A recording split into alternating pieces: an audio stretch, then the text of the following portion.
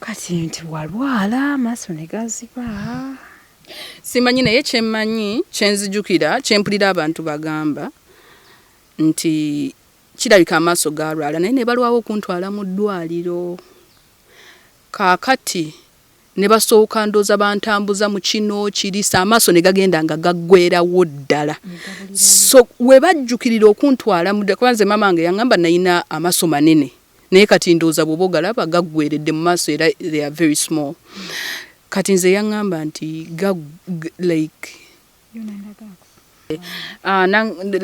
ne baŋŋamba nti olwantwala mu ddwaliro at last ndooza nga bakoze buli kimu kiganye ne basalawo okuntwala mu ddwaliro. Bantwala mu ddwaliro mama wange yaŋŋamba mbu dokita yakuba taata wange oluyi namugamba omwana mumulwisizaawa amaaso okutuuka ku kino. Obudde obuwedde yali tasoma nga bw'olabye nti waŋŋani nagendako ku NTV kati olumu n'ogira n'ogamba akanteekeyo kano akasente muweeko asome nga ne fees nakati ekituufu fees tannaggwayo naye at least she's in school ate nawulira nga musanyufu nga manye bwe nakuza naye maama nze sigenda ku ssomero. Maama oba lwakuba tolaba kati toyina ssente ebyo ebibuuzo eby'omwana so ng'ekituufu byo nga binnuma. Gwe ng'ozaala abaana abalungi. Really? Thank you. Omukwatako woti mu face n'omuwulira nga mulungi. So nzijanza nenfunayo omwana omulala era yoyo ate Hadija be baana abampa essanyu. They give me joy. Mariana ye mwana ajja n'akugamba oli ne bw'aba akulimbye ye n'akugamba mami bakulimba kino. Nagamba mami nakuteerawo engatto ku mulyango. Mami toyambala kibaliga yambala bwoti. Eno gizze wano eno gizze wano. Nakugamba kati oba omuntu ayonoona ekintu kyo kuba wano tutera okukyaza abaana baneiba bangi ng'ayonoona n'omugamba gwe lwaki oyonoona kino oli nakugamba wamma nze sikikutteko Mariana najja nakugamba mami akikutteko bwati n'akikola bwati. Abasajja ba disappointinga kale n'ekirala oba bamanyi kale engeri gy'oba blind oba bakuyambye sometimes ndowooza bamanyi oba tetufuna kati n'alaba nga ekituufu akuyambye buyambye okuzaalamu. Ate n'okkiriza kuba abaana obeeta ate onookola kyolwedde kizze nga kizze. So that's how it is. So Hajati mbadde nkyakubuulira ku bukoko ne wabaayo n'omuntu asobola okutuyamba. Hajati ekinnuma tetuyina ttooyi. Kati mugenda wanga temulina ttooyi. Weeri naye ogenda ogifilming Hajati erabika bubi tetuyina we tunaabira awo mabegawo w'ennyumba nga bw'olabawo. Kati mwagala babasimireyo ttooyi babazimbireyo ttooyi. Batuyambe oba waliwo omuzira kisa atuyambe atuzimbireyo ku ttooyi ne bathroom. Mbutuufu sinza atalaba weeyanika awo buli aveeri oba atejjukira gwe oba tomulaba.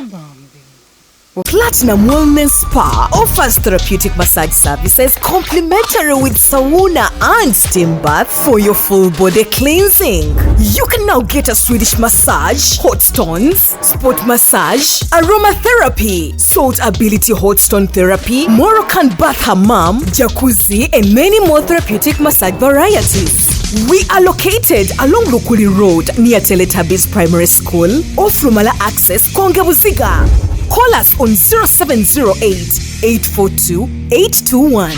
Platinum Wellness Spa, here to take care of you. Kaakati bwenkwata wano egamba unlock kati nze nagiteekamu ekigale n'emabega kati yegguddewo device unlocked so it is locked kati wano waliwo ennamba ono Francis gwe mbadde nkubira nnyambeko so it reads everything. Kati nze ngamba awo wotegerera nti Hadija Kigozi yakubye nsanzeeko missed call. Kakati nkubira. Kwetuli. Wokubirira kati nkubira. ogiwulidde sooka ogiddemu owulire nti eyogedde erinnya lyo ngiwulidde Hadija Kigozi kaakati oggyeko so when I come ejja kunsomera missed call esigala ekyagamba missed call Hadija Kigozi esigala ekugamba missed call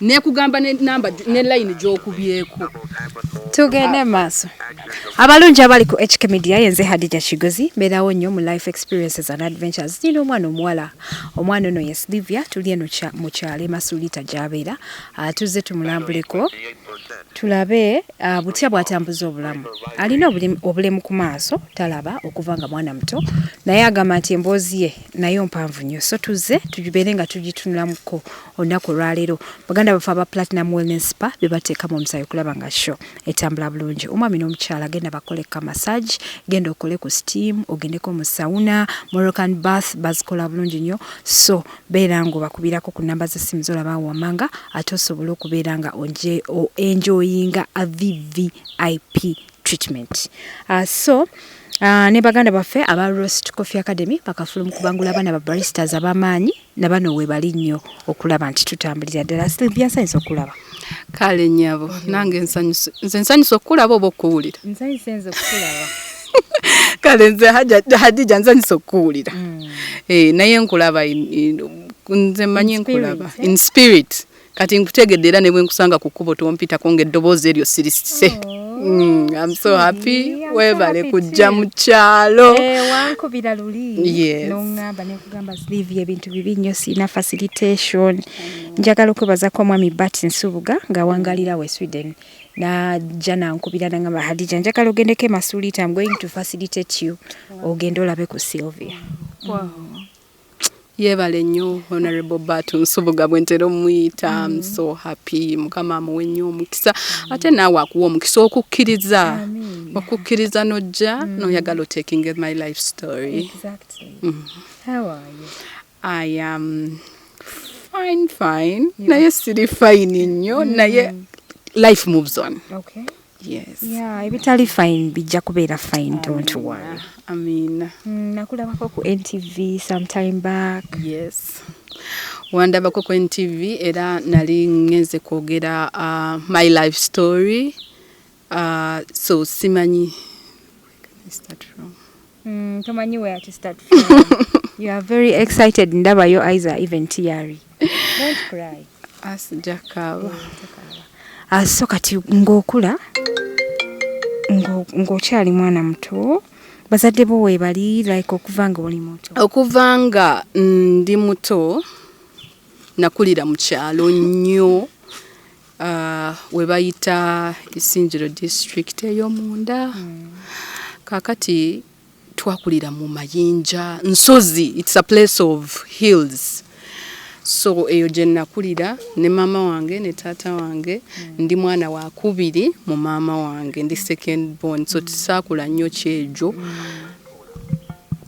bankuba nnyo emigoro kuba nti kati nze nalina okulabirira abalala but nzijjukira life yange nga nsobola nze saamanyako nti siraba by the way kubanga kati bw'oba omuto olabanga ebintu bimuvinga normally nti nzijukirako waliwo baleetanga album nga bagamba laba gundi laba kati nze nga ndaba kati oba bo babaleba batya kati nga nze sibulira like I touch and I don't feel ne bwe nkwatako siyina kyempulira nengamba bo babalaba batya obulira bagamba onaafaanana bwati onaali bwati so nze saamanyako nti siraba kubanga baganda bange family yaffe yali nene baganda bange twaddukanga ffenna lwengudde mu mazzi ne banzijamu nevaamu I come back up lwenguddemu nga ndizeekera nenejjamu kugamba tekyanyanguyira nnyo kumanya nti I am somebody living with blindness kubanga maama antumanga bulijjo nnyabo leero gw'okuma omuliro yes ate nga tufumba ku bakiyita kyoto yes kunku nyabo gw'okuma omuliro nyabo gw'ogenda ku luzzi and I used to kukola bino byonna kaakati nembeerawo ekirungi mama wange ne taata wange bambi bannoonyeza mangu essomero lyali lyabazibe lyali si lyabazibe pase. So kati wazaalibwa oli muzibe? Nedda.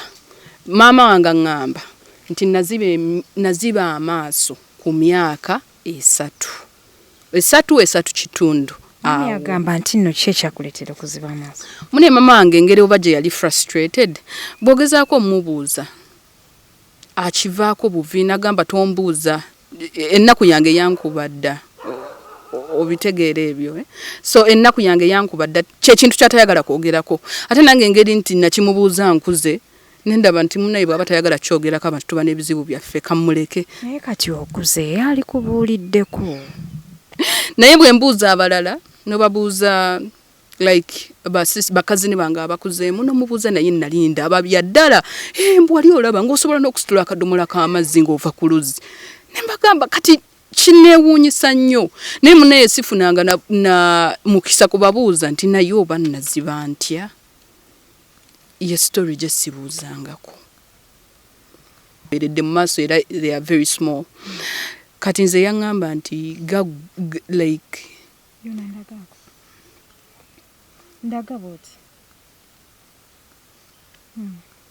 so yaŋŋamba nti like ne baŋŋamba nti olwantwala mu ddwaliro at last ndooza nga bakoze buli kimu kiganye ne basalawo okuntwala mu ddwaliro. Bantwala mu ddwaliro mama wange yaŋŋamba mbu dokita yakuba taata wange oluyi namugamba omwana mumulwisizaawa amaaso okutuuka ku kino mubaddewa so ne balaba nga tebakyalina option ndowooza kwe kubagamba essomero lye bantwalamu obudde obwo.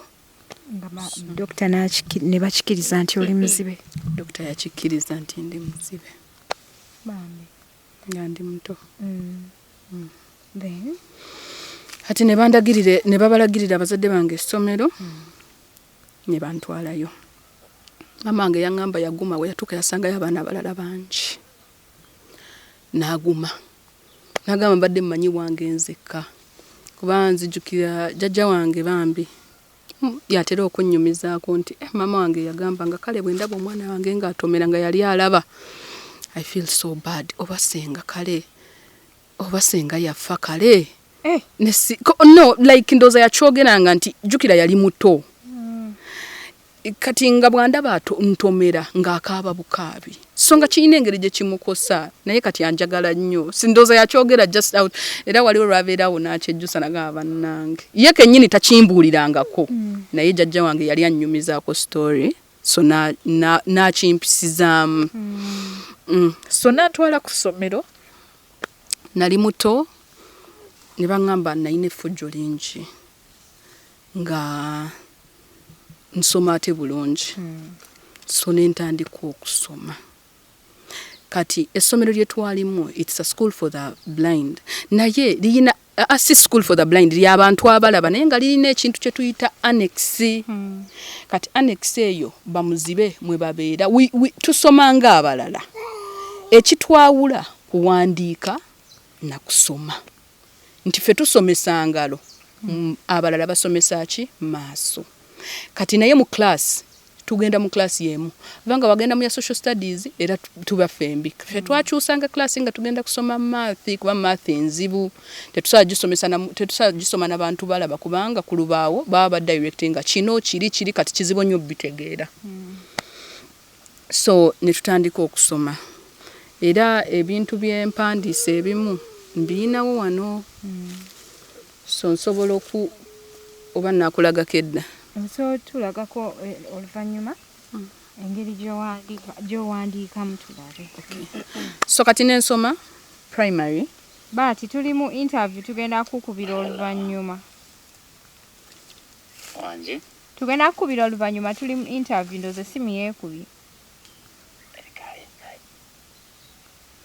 ugambye. So kanensoma primary nenjimalako nensooka nzira ewaka nentuula ewaka kuba tewali school fees awo mu primary era baali bannyambako kuba kyeneerabidde okugamba ffe twakulira mu ewaka nga kye bayita mu luzungu humble family ng'ekituufu tuli baavu nga tetumanyi sukaali tetumanyi mugaati nga tuyina emmere matooke amangi naye ng'ebyo necessities nga ne sabbuuni ayinza okubula nga naki ebyo nga tukumata oba ogimanyi so ye family ewaka gye twakuliramu. So after P7 school fees nasooka agaana. Kati bwe yagaana nesooka ntuule ewaka naye nali mugezi, so abaali bampeerera ne bajja ne bankima era nze senior one nagitandika second term. Kati nempitamu. Baani abaali bakuweerera? Waliwo abasista babayitanga ba Our Lady of Good Counsel. Be baali bampeerera. Kakati ku P7 ndoza sponsorship yalinga eweddeko, kati oba ne banoonyayo omuntu omulala nga balaba tutudde waka. So ne bantwala nensoma senior 1 paka ku senior 4 nali ku Bonny Concept Girls School era nayo isinjiro era nayo lyabalaba naye mulimu annex for the blind. Era actually bagitandikawo ba mu mwaka ndoza mwaka gwaffe eyo annex kubanga but ebiseera ebyo abaana abava embalala nga babatwala ku Madera School for the Blind Soroti naye kati ffe twali bato nga balaba wala, so ne basalawo batandikewo School of the Blind isinjiro.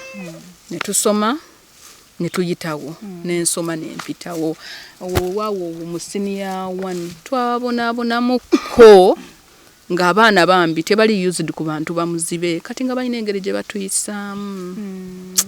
Ng'omwana kusanga mu kkubo n'akukuba tomulaba toyina jjojja bagutwala ng'omuzannyo abaana abato mbamanyi simanyi naye wa secondary ng'oba okuze okusanga munno like n'omukuba n'omubulinga. That's where bullying starts from.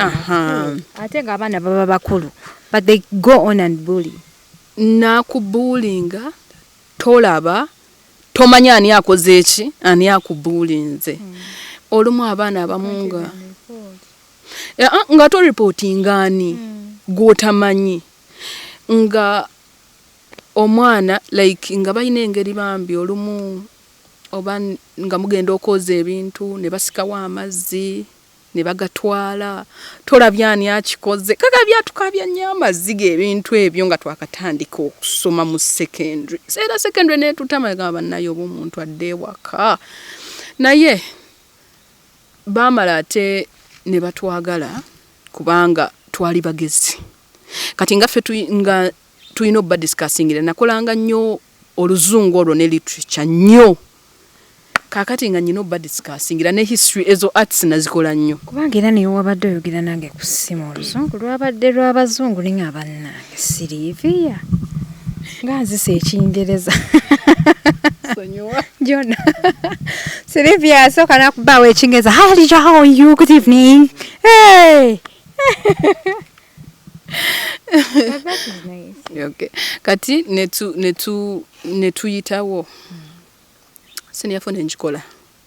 Nenjimala. Kati era netusooka tutuule ewaka nga tewali fees. Era nze nga planninga nga baplaninze ngende mu college. Naye Katonda ono ndooza yanjagala. Mu butalaba buno Katonda anjagadde. Nesigenda mu school, nesigenda mu college. Nera natandika second term mu senior 5. At senior 5 nengenda paka e Kabaale. So senior 5 yange nagisomera Kabaale. Ne malako senior 6. Nempitawo ku government sponsorship nengende Makerere. So nensome Makerere.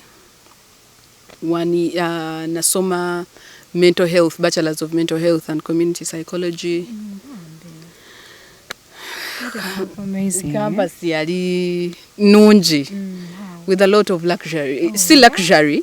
Gamanti kuba ffe twali gwe gwali omulundi ogusooka okulinnya bbaasi okudda e Kampala. Nga sigenda nga Kampala.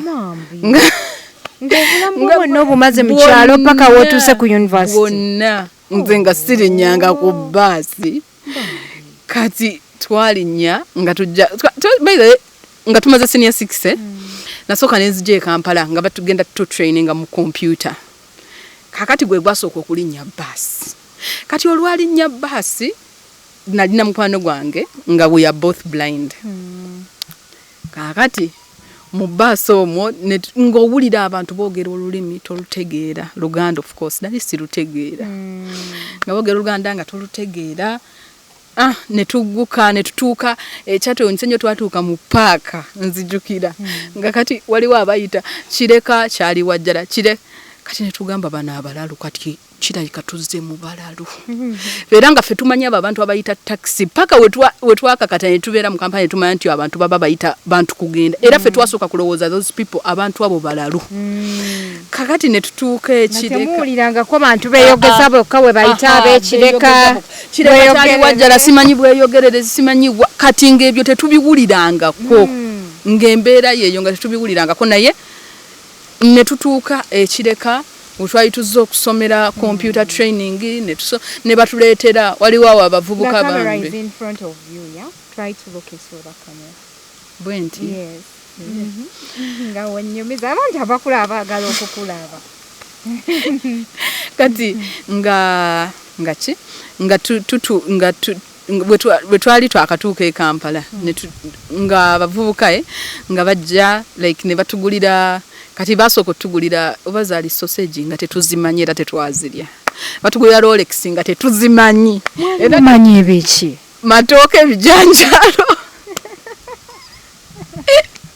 that's the type of food naye bino magi masiike omugati gwo mwali mugumanyi omugati kyayeka twali twaguwulirako naye nga si kyekintu ekiriawo nga okugulya tulabanga luxury nga tulabanga luxury mwasoma bulungi ku uni bati mwabikuliramu naye kati ababikuliramu eno bo nga beejaajamya kati netusoma kati eno ng'olaba emmere ffe ewaffe eri bakuwa emmere n'olya n'okkuta ng'eno emmere oba yakuyiiya nga bakuwa emmere anyway naye ne tubaawo so bwe twamala ne nyingira university it was somehow amazing naye nze saayina kino nti ngendere mu ngoye ez'ebbeeyi kuba nali sizimanyi nali webale nnyo n'okuzigira nga siziinanga bayingira akatale ne bangulirayo emivumba 1,000 n'oyambala kisikati n'ekiblouse era nzijukira nga tulinga mu third year mukwano gwange yambuza naye oba siiri wali kuki kunza ate ki nanga naye ojjukira engoye ze wajja oyambadde oba ffe twalowooza lwakuba mwali temulaba ne mbagamba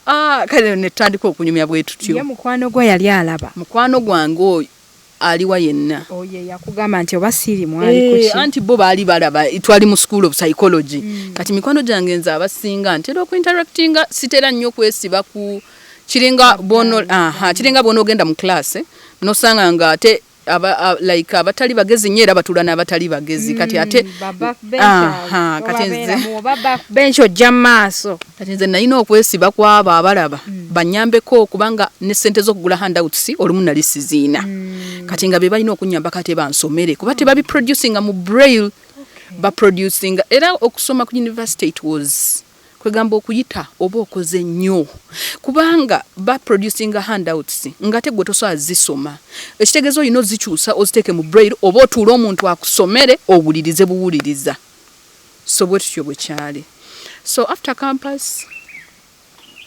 nembaawo nyina brother wange gwe nabeera naye cousin brother wange gwe nabeeranga naye ku Lwentebe tubeera naye najja nga like kati bwe namala okusoma era eyo gye nagenda naye immediately waliwo yali 2016 yes kati bwe namala waliwo omukyala eyali naye yazaala abaana ababiri nga tebalaba alina abaana babiri so nalaba nga okusomesa kw'abaana bali blind kuli very expensive.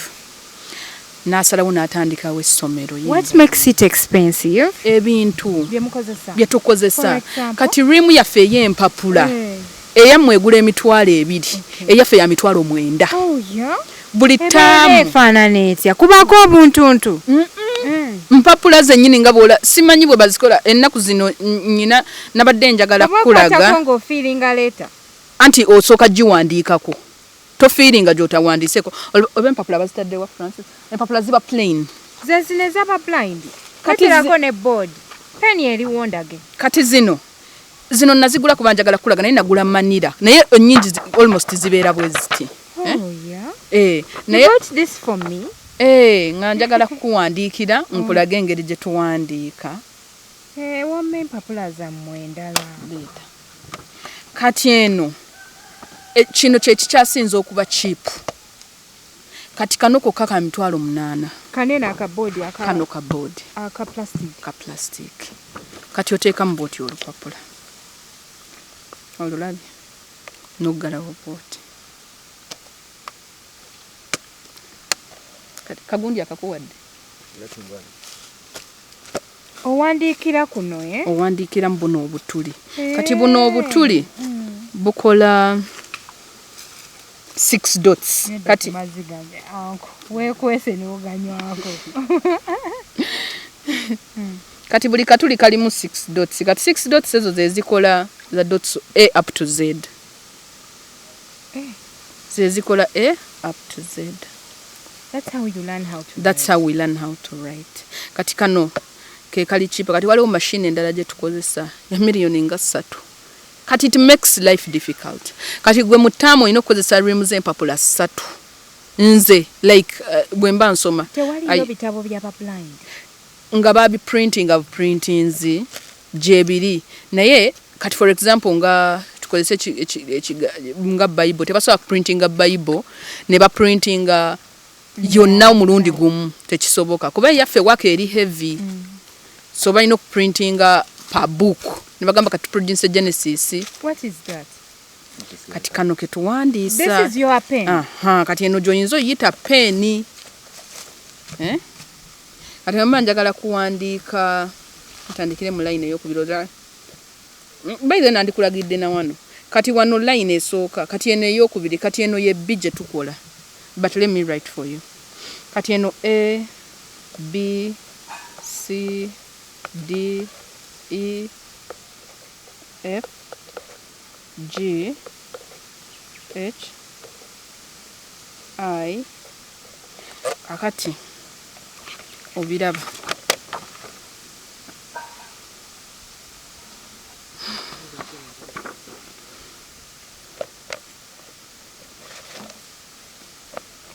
sobola bitegeera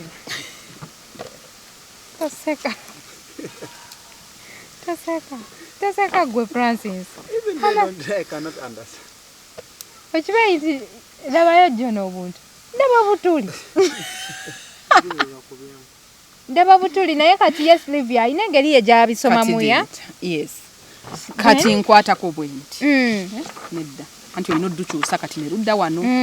Kati bwe nkwatako manya eno A, eno B, eno C, eno D, E, F, G, H, I. Kakati nyinza odduzaamu. Kati nga dots letters bw'ozirabye. Zibeera doti. Aha, kati mwe nsobola okucomposing erinnya nti wemba mpandiika Hadija.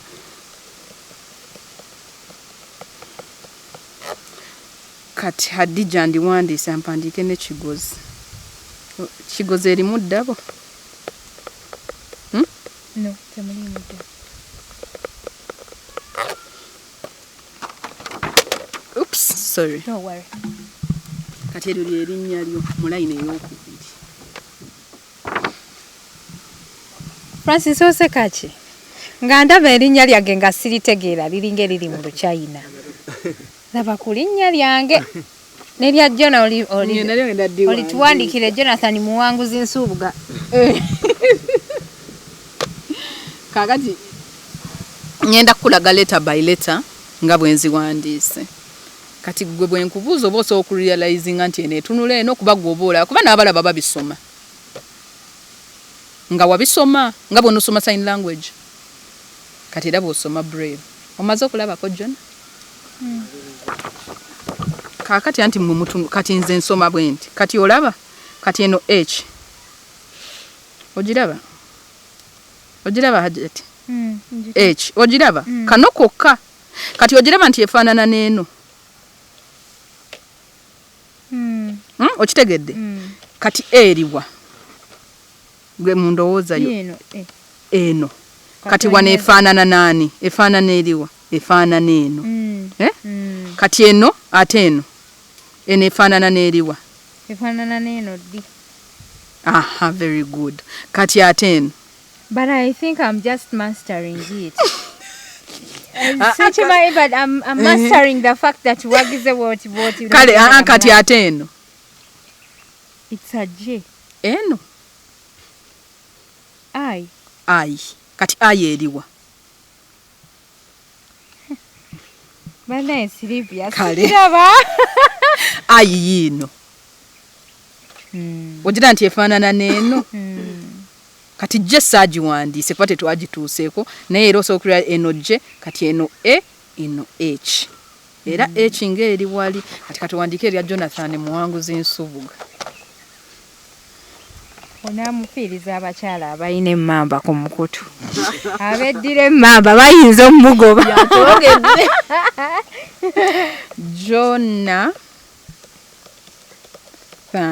kankiwandikemu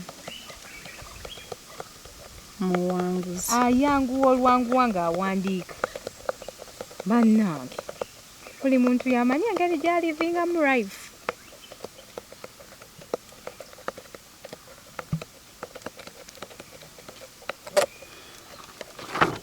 kalelya Muwanguzi lino Jonathan kati ndowooza gw'obiyiza osobola n'obisoma bannange tosobola kugamba eno kati bwe nkubuuza eno leeta kinodde eno mu layini n'ozisoma mala kuziraba kale ziraba ombu n'ekirala kiri psychological mbu erinnya lya Jona litandisa J kati ejja kumbuza eno leeta kingambe J eno leeta ki o kale mbuulira eno eni eno eni eno eno eno anti buli wamu eno mpozi ng'obadde oyagala ndi spacing ate erinnya todi spacing aba liba terikola kigambo olaba eno leta n'eno kati eno gye njagala eno sendaba eno si eno yino kali kamu kati njagala eno eni sooka otunule ku zino olabe gyefaanana je nze saagiwandiiseeko kati eno h era yino erine mu linnya lyo h yino togiraba nti neddi buli busatu naye raba gyetunula neno gyetunula h etunula bweti olaba nti wano neno zifaanagana era ku linnya lyo h. Silvia, this is how you write. That's how blind people write. But so your work when you write it, who understands it? Anti waliwo abantu ababeera naye ne muzibe munnanga abitegeera. And then atali muzibe. So you abitegeera bw'aba your boyfriend later. Which boyfriend? Who is blind, who is not? For example, if Jonathan was my boyfriend, he's going to learn. For example, if Francis was your boyfriend, he wouldn't understand what I'm writing because I also don't understand what he writes. Nange kyawandika sitegera naye bw'obisoma kati nga gwe era kati ovudde wano ng'okutte kati era osobola n'okukwata b ogiraba 1 2 kakati kyadde just kuyigirizaamu. So kati awo you started to learn, You started to learn, you went to campus. Nentandika campus nenjimala ne tugendeyo ku mulimu gwe twali tukola ne tukola so ne tubeerawo bwe tutyo ogwo mulimu wafuna n'omulimu nga oyo mukyala gwe nkuganga nsomesa era nga nsomesa abaana abali blind. Okay, so are you a teacher now? Siri teacher, but you can teach. But I can teach. Naye embeera of course ebaawo n'ogamba kati omulimu guli gwe nasomerera nga sinnagufuna. Instead of sitting home, let me go and do what? Wasomerera ki?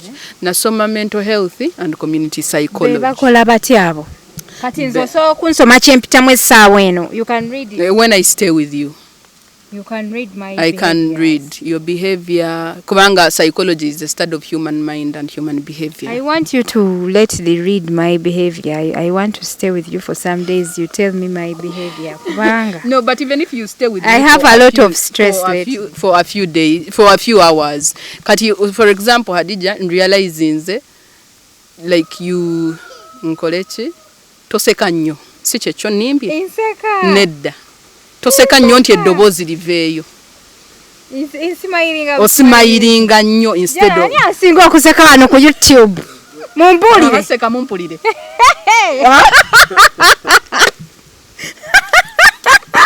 Gwe Tanapulira kongaseka. Gwe. Ku YouTube wano mu Uganda ko. Gwe kyasinze. Nze kyasinze. Nze mpulira kisimayiro kyejogera. N'okuseka jala siseka. Wali mwatuka n'enseka nze nanga sikyategerekeka musho. Kati nange mbadde njagala ombwatukiremu anti. Bwatukidde. Yeah, naye so psychology. So tukola counseling, tukola mental health, tukola resolution conflict. Ngenda ku counseling naye chichi hajati. I want you to counsel me. Wali walumuwevaako. Jona sicho. Wali walumuwevaako nenjagala okwata jona ekigwo. Ebyo biri konde. Ebyo olumu biri nnomo. Omuntu mbulamu ovaako. Ne bw'obaani ne bw'obaani ovaako. Naye lwakuba nti emirimu ginstressinga nononya sete zikubula. Abalungi abali ku HK Media tukyagerera ddala maaso akasana katuyinza tuli eno tutudde no mu miti gy'omwana muwala Java sisters okay waka wamwera tukoma wali ali ennyumba ya mwekoma eno tu trespassing tuzze okukyayirako omwana omuwala Masulita Grace tuzze okukyayirako omwana omuwala Masulita Silvia atunyumyemu konza abakyala munnayi wonna wompita nzija kasambeera nga neesobola siganira Silvia namugamba nemugamba wenaafuna facilitation apparently embeera mbi nfunye yangulako jampa ku HK Media nja kujja newankubadde waliwo omwami Bati Nsubge yavaayo nagamba Hadija njagala ogendo kyayireko ku Silvia kankuwe facilitation n'andeeta paka waneeno so tuzze tumulabeko tumanye butya bwakola emirimu gyo embeera eri etya ng'omwana omuwala embeera essaawa eno si ennyangu Hadija mbeera ya struggle kubanga omulimu gwajja ne guggwawo COVID nga tusomesa ne tulekeraawo ate bwe badya okuzzaako tebanzizaako so life became difficult naye ekirungi nti nali nagulayo kapoloti nga nkyakola eno kyobula nagamba kangula eno mu kyalo nga sirina nasuubi lya kubeerayo kubanga ebiseera ebyo omulimu nga gugenda okuggwawo ate nga naakazaala first born. Silvia wazaalayo ne first born ebyo ng'obadde tobinyumiriza wamala awo n'ofuna boyfriend ye yanfuna naye ng'ali blind oba ng'alaba alaba n'akuyigiriza ebintu byonna ebikyuba byonna nali nabiyiga dda bannange otya byonna mbimanya nga bwe nkugambye nti embeera yaffe yakkulira mu kyalo so tewali kinene kye nali simanyi manyi okuwaata manyi okufumba so there is nothing madamu ebyo si bye bikola amaka amaka katonda wange tuli ku byamaka gaata ebyo byokka si bye bikola amaka. That was your first boyfriend? Boyfriend nedda si yali first, of course waliwo yaliwo nga campus life eyo. Yeah, but things didn't go well. Okay. So netufuna oyo so when nazaala first born atenga ye mwami atafaayo nti azebuzi n'amanya nti maybe yasookanga afaayo. So you mean he took advantage of you? Kyenyinza okugamba munjogere nnyangu kyenyinza okugamba nti taking advantage kigambo kinene naye so nosanga ng'omwana abeerawo talina z'amata talina kale amata is maybe kati nga nze wange natuuka amata nenjiyita luxury. Ngeri gy'otaakulanga gaaliyo naye nga sigasobola ewaffe mu kyalo gayinza oba gaaliyo naye nga tegaliimu sukaali ng'ekyo kyo nga bwe nakikunnyonnyodde nga twakimanyira.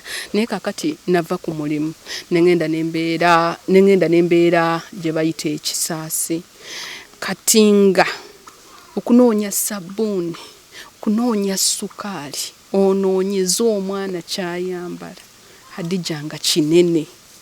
Until when I talked to my mother nangamba naye omanyi va mu nnyumba ezo ez'ebbeeyi 10,000 odde wagula kapoloti kati nga nyina ne sister wange ono wali wagula eno masuulita nagula eno masuulita so nangamba oddeyo odde kapolotiko ne kati bw'otafuna mulimu mulala era mwebaza kuba yampa advice ennungi nenvaayo Hadija mu bulumi nenzija masuulita nempangisa ennyumba ya mitwalo 3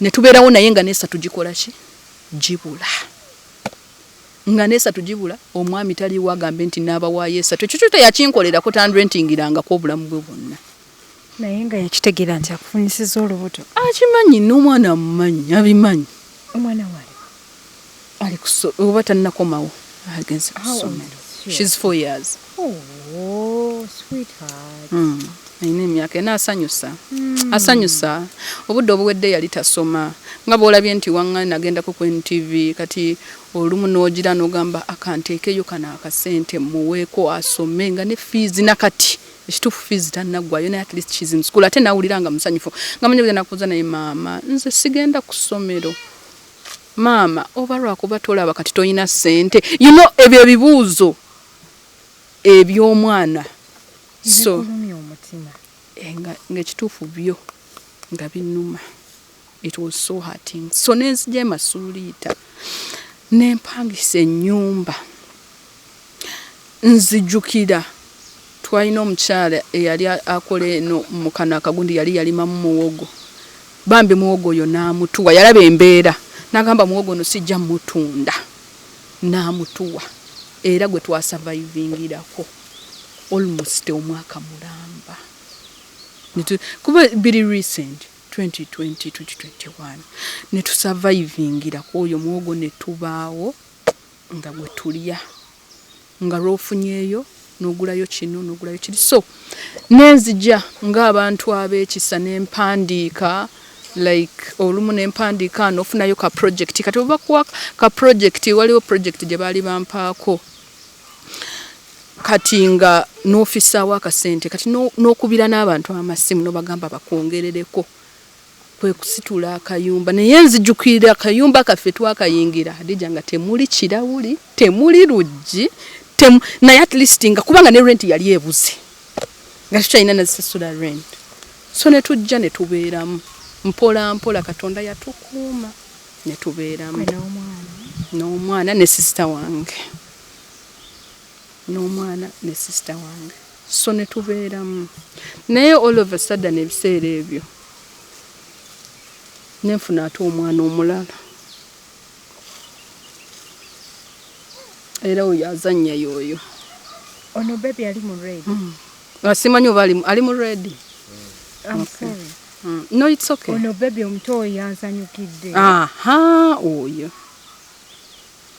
gwe ng'ozaala abaana abalungi really thank you omukwatako wot mu face n'omuwulira nga mulungi so nzijanza nenfunayo omwana omulala era yoyo ate Hadija be baana abampa essanyu they give me joy Mariana ye mwana ajja n'akugamba oli ne bw'aba akulimbye ye nakugamba mami bakulimba kino nagamba mami nakuterawo engatto ku mulyango mami toyambala kibaliga yambala bwoti eno gizze wano eno gizze wano nakugamba kati oba omuntu ayonoona ekintu kyo kuba wano tutera okukyaza abaana baneiba bangi ng'ayonoona n'omugamba gwe lwaki oyonoona kino oli nakugamba wammanze sikikutteko Mariana najja nakugamba mami akikutteko bwati n'akikola bwati since she started school ajja nagamba mami wange wamma oli mulungi ate nze njagala nsome nfuuke dokita nkujjanjaba amaaso so ali so amazing I want to cry kali amazing she's so sweet kati nagamba naye mami kati fe like nagamba kati mami lwaki ffe daddy waffe tatulabako n'owulira ng'ofa ekyo kinkaabya era lumu namugamba toddamu kimbuuza toddamu era okuva olwate okumala ategeera muwala bannaye abawala babuuza ebibuuzo they are not like boys toddangamu kukimbuuza Yola I'm going to tell you a story. I went to pick my son. You know me when I came back from Dubai. Nasooka nensula ewa mama wange omwezi nga gumu oba ebiri. Kati when I moved into an apartment, nengenda okukima mutabani wange ewaka. On a weekend nga tasomye nga njagala ajja abeereko ewaka. Nangamba, mami eno gye tulaga tugenda Dubai. Kuba bamugamba mama we akola ki? Akola Dubai. Abeera Dubai. Yambuuza mami eno gye tulaga tugenda Dubai. So kati abaana bo babuuza ekyo kibeera kiriwo. Akubuuza n'owuliranga. Kati recently wano hajati wetubeera tetulina masannyalaze gali wala. Kale gali kumpi. Kati bambi agira nakubuuza naye kati gwe mami towulira nzikiza. Kati ng'olumu essimu yange naye teriiko muliro nga gy'olina obbateerako balabe. Era naye mami gwe towulira nzikiza. Tamanyi kugamba nti tolaba nzikiza. Gwe towulira nzikiza. Ffe tetulaba. Ffe tetuli mu kulaba. Gw'olaba. Era ng'amanyi okuga njukira mama jjajjaawe yamubuuza nti Mariana mama wo yaba akyama so nabanza amaaso ga mama wange galwala ssenyiga kati amaaso ga mama wange galwala ssenyiga naye jjajja mama wange ajja kuwona so kaakati nosanga tetuyina ne tubeerawo bwe tutyo mu mbeera Hadija ey'Okutoba since that time of COVID n'ekyokulya okinoonya nga tokiraba ebyo ebya ssukaali nze ninga atabimanyi ewange Omunywa yadde ne kuka ssukaali kaveewa nga you're thinking about ki kye bagenda okulya. So kati how do you guys survive? Bwe tutyo kagamba oba ku masi kulima waliwo omukadde eyatuwaako we tulimira awatonotono nima wayiga okulima tujwe nakulira mu kyalo suulima lwe bizze ne mulya lwe biganye. Kati oyagala abali ku HK Media bakuyambiseeko kona kiri most important. Hajati sooka neeyanzizza okujja just in case. Hajati njagala nsaba nze mpulira njagala kubeera independent. Kuba tolina gojja kugamba nti buli mwezi akuweeyo ettaano akuweeyo omutwalo. Netaaga mulimu. Omulimu nasoma mental health and community psychology. Naye ng'omulimu tegunnabaawo senga at least nfuna capital netufunako kye tukola nga bwe tusobola okukola. For example, tusobola okulunda enkoko, tusobola okulima obutiko, tusobola okukola liquid soap kuba ebyo byonna twabisoma. Tusobola okukola liquid soap, tusobola okulima obutiko, tusobola okukola ki okulunda ku nkoko and all that. Kati ebyo for example otandika na ssente nga mmeka? Manyi naye kusooka kuzimba kiyumba. Ati bw'ozimba ekiyumba space mugenda oyagala okuzimba ekiyumba weeri ekirungi nti space yo entonotono weeri we tusobola okulundira. Nkoko would be the best option. Tolaba Juna nkoko ne liquid soap ogamba abantu ne bagamba kati leeta wavaayo omuntu n'akugulira obukoko. I can't wait nga nkomyewo n'obukoko mu motoka ono bebi wakomyewo ku ssomero. Nange beeraawo tojja mu kamera. How are you? You are fine. Ng'ozaala abaana abalungi. Kati ate bano oli yakubbako abaana muganda wo. Abaana boono bafaanana muganda we. Sisha Jona. Kulikayo ku school. Webale kusoma. Owaye ng'ozaala abaana abalungi. Nkugambye. Omanyi okulonda. So kati taata wo n'omwana yo ow'okubiri aliwa. Naye yagira bw'ati n'adduka. Abantu baagala nnyo taking advantage. Ate olumu oba tomanyi ng'olowooza maybe this person will be a good one. bwaba ne piki nakutwalangako ku piki n'ogamba jangu ntwale wano nakutwala ngolowooza maybe he will be there. Abasajja ba disappointing. Kale n'ekirala oba bamanyi kale engeri gy'oba blind oba bakuyambye. Sometimes ndowooza bamanyi oba tetufuna kati n'alaba nga ekituufu akuyambye buyambye okuzaalamu.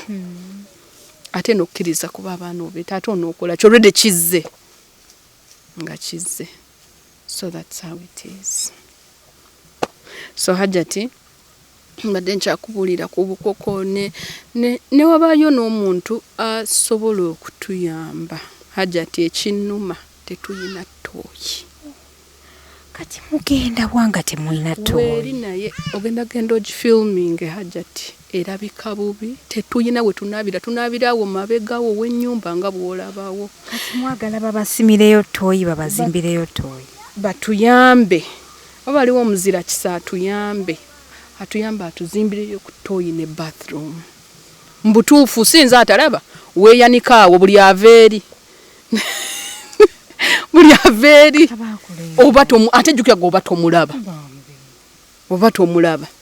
So n'ekirala asobola omuzira kisaaliyo bambi atuyambe bw'atugulirayo ku sola at least abaana bo kale ne balaba kubanze kale nze siraba nakimanyiira naye ate abaana bo bennina bakola ki bo balaba bambi kibayisa bubi omwana amanyi okujja wano n'akubuuza naye maama ffe tulirabako ku katyuni n'ogamba ate ne sola sigiina ate g'obuuza bya TV na kino si kiina ate g'obuuza kino.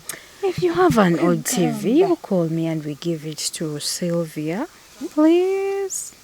Kagamba nga n'olugoye Hadija nze kituufu nsaba nkwegayiridde Hadija nga bw'okkiriza n'ojjana era n'abalabi bo bonna ne bw'obayo bangoye oba ki tuwe.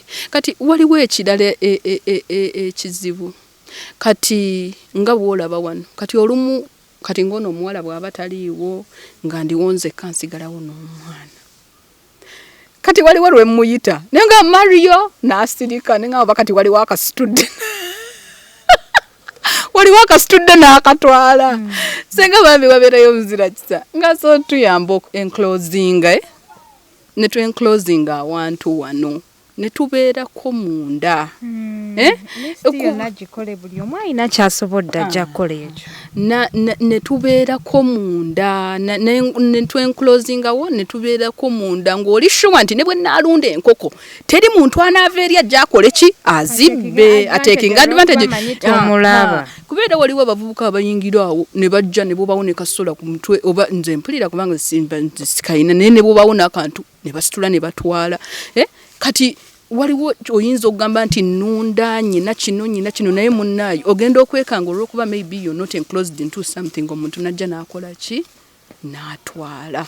So obaayo omuzira kisanga asobola otuyambako ne twenclosinga ne tusiba wano we tubeera for security engeri gye kiri nti siraba kati mba sisobola kulaba ayingira era omuntu ayinza okujja n'ayimiriraawo ogenda okuwulira ng'akubuuza seetya nno nnyabo nga ye yazze dda yakamala eddakiika nga 3 gw'oli awo otudde naye oba nga waliwo oba kageeti ng'osobola okusibawo n'omanya nti agira akonkonawo ekyo kiba kisinga.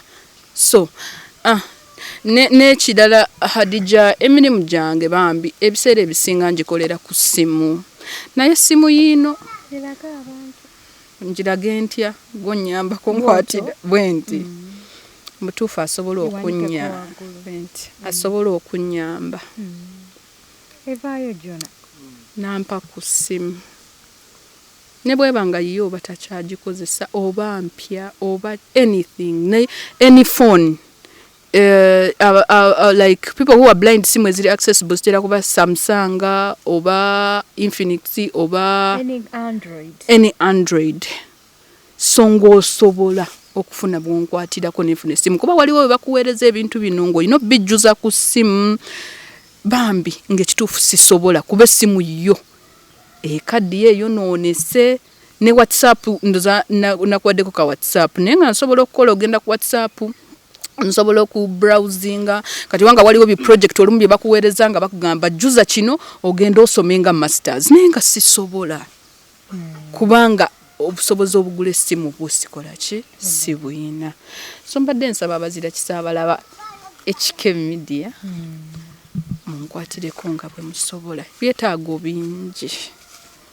Amaziga bannange baddiya tulina omwana omuwala Silvia emboozi eri very interesting at the same time eri sad.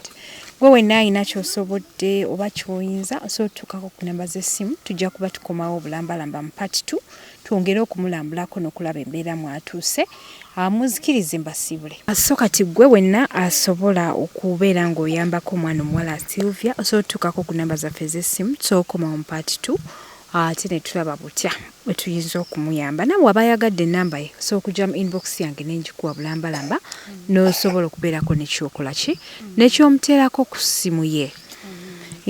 So njagala okwebaza Hadija Bambi olugendo luwanvu naye Mukama yaba ku blessing more than you can. Kwegamba nalabye nga onkubira essimu Bambi kati tutuuse wano Mukama akonye omukisa kuffe naddala abakyala Bambi b'oyamba nti ne wabeerayo omuntu eyo ng'olumu ayina these like women organizations ajje Bambi like atukwatireko oba tuli baana bawala ate ffe tubeera waka twetaaga omuntu nga so tukwatirako ne tukola eky'omutwe. Waliwo n'omuwala Bambi eyakubira ku mikwano gyange Rona mwebaza nnyo Rona Sagati mwebaza nnyo ne Honorable Batunsubuga mwebale nnyo Mukama abawe nnyo kyemusinga okwagala ate nga mwongere like mbasaba munkwatireko nga bwe kisoboka ate Mukama buli omwana amuwa omukisa mwekyo kyana abatudde. Abantu be Wakiso njagala okubebaza batusanyukidde nnyo gyonna itubadde tujja tusaze ba traffic officer nga balinganga kumpi 6 ne banyimiriza naye oluntunuddeko we bati ne bagamba bannanga Hadija Kigozi vaayo.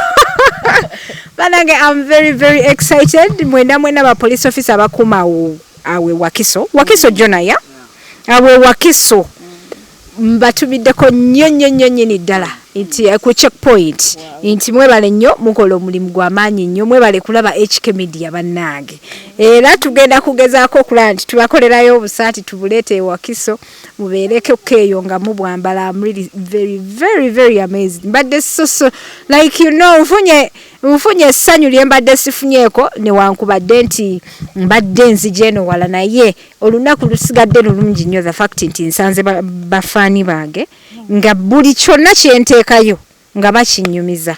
Bambi njagala batumirako nnyo ba traffic officer abakuuma Wakiso nti mukola kyamaanyi nnyo HK Media baagala nnyo. Mpozi muzikirize mbasibule bagala fa ba Platinum Wellness Spa be bateekamu omusayo kulaba nga show etambula bulungi. Gwomukyala n'omwami couples mugendeko mu jacuzzi munyumirwa obulamu mugendeko mu sauna mu steam bath mugende mukole Moroccan bath mugende babakole massage.